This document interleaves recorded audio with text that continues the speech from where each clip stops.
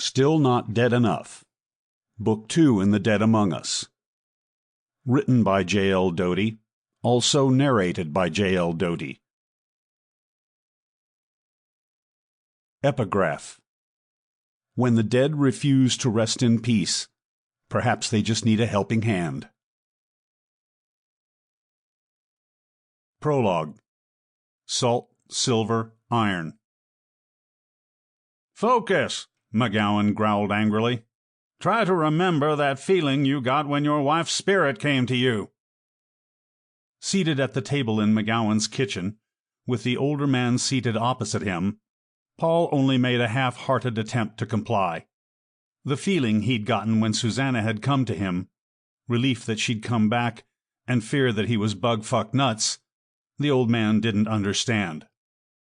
"For me it's like an itch," McGowan said, "kind of in the back of my thoughts." They wanted him to learn some simple spells, in this case a fire spell, so he could develop control. If he could turn simple spells on and off at will, then he'd have a conscious understanding of what he'd been doing spontaneously, and, hopefully, he'd get rid of the spontaneous part. At least that was the theory, a theory that didn't seem too valid at the moment. After 3 such lessons, Paul had failed miserably. "For you, it'll probably be different. It's different for everyone. You have to find your connection to power and focus it." Paul clung to a belief, or perhaps more a hope, that these wizards and witches were all a bunch of nutcases.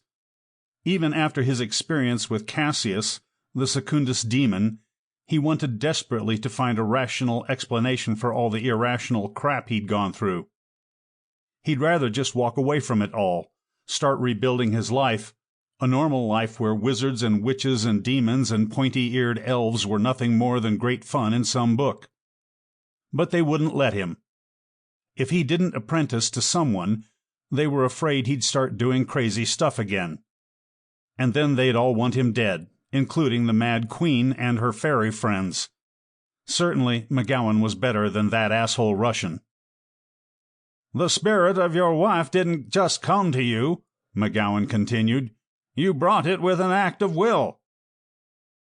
He did remember how Suzanna and Chloe had come to him.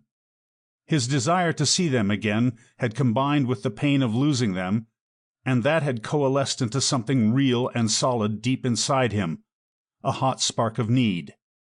"Yes," McGowan said, "I can feel it. Your power is coalescing nicely." Sample complete. Ready to continue?